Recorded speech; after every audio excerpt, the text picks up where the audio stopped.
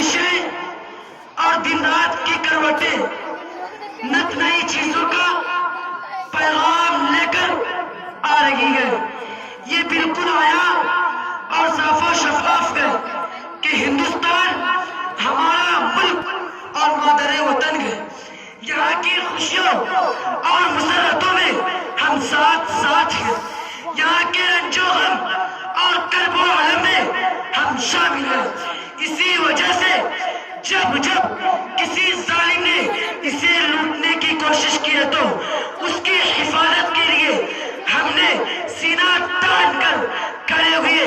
جب کسی نے علونیت اور ناپاک ارادوں سے یہاں کے حسن و جمال اور فضل و کمال سے کھلواڑ کیا تو اس کے ارادوں کی دھجیاں سب سے پہلے ہم نے اڑائی. میرے دوستو، آج کے وقت میں ہندوستان کے لیے سب سے بڑا خطرہ انگریز ہے، جو اپنی ناپاک سیاست سے ملک کو اپنا غلام بنانا چاہتے ہیں. انگریز اپنی چال بازیوں اور دغا بازیوں کے در پردہ ہندوستانیوں، خاص طور پر مسلمانوں سے دشمنی اور عداوت کا بدلہ لینے پر تلے ہوئے ہیں. یہی وجہ ہے کہ جب انہوں نے فلاسک کے میدان میں بنگال کے نواب سراج الدولہ کو بے ترتیبی سے قتل کر کے بنگال پر قبضہ کر لیا گیا، اب اس کی نظر ہندوستان کی دوسری ریاستوں اور خاص طور سے میسور پر ہے. اور یہ بات یقینی ہے، انگریز میں اکیلا ہم سے لڑنے کی ہمت نہیں ہے. اس لیے وہ ضرور نظام اور مراٹھا قوم سے دوستی کا ہاتھ بڑھائے گا. لہذا اے میرے فرزند عزیز، ٹیپو سلطان، بڑی ہوشیاری سے کام لینے کی ضرورت ہے. میری موت کے بعد انگریزوں سے کسی قسم کا سودا مت کرنا. انہیں ملک سے نکال کر ہی دم لینا، چاہے خون کا آخری قطرہ تک ملک کے لیے نچوڑنا پڑ جائے. وطن کی آن پہ اپنا لہو بکھیریں گے، وطن کی آن پہ اپنا لہو بکھیریں گے، ہر ایک ظلم کی آندھی کے رخ کو پھیریں گے. اپنی مٹی سے وفا تم بھی کرو ہم بھی کریں، اپنی مٹی سے وفا تم بھی کرو ہم بھی کریں. جس کا جو حق ہے ادا تم بھی کرو ہم بھی کریں، جس کا جو حق ہے ادا تم بھی کرو.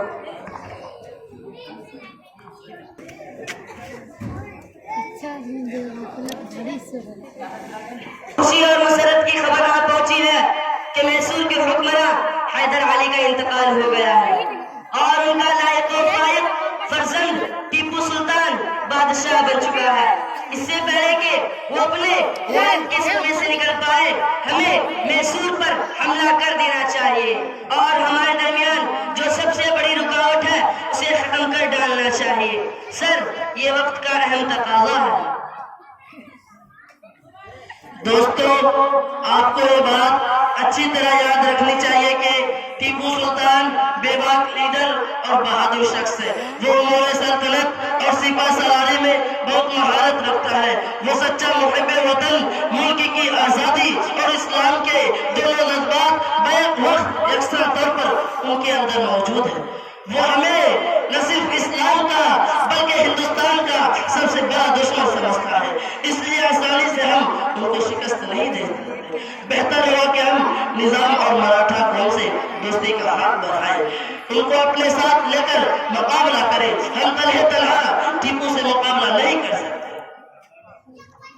سر، بے شک یہ اچھی تدبیر ہے، مگر اس کے ساتھ ساتھ سلطان کے سپاہیوں کو لالچ دے کر اپنا بنانا ہوگا. خاص طور سے ٹیپو کے وزیر خاص میر صادق کو ورگلانا ہوگا. اگر ہم اس کو بہکانے میں کامیاب ہو گئے تو وہ ہمیں کامیابی کے سب راستے بتلا دے گا اور ہم آسانی سے میسور پر قبضہ کر لیں گے. صادق صاحب، آپ ہماری اس جنگ میں ٹیپو سلطان کے خلاف مدد کرو. اگر ٹیپو سلطان پر ہماری فتح ہوگی تو آپ ہی کو میسور کے بادشاہ اور سلطان بنا دیں گے.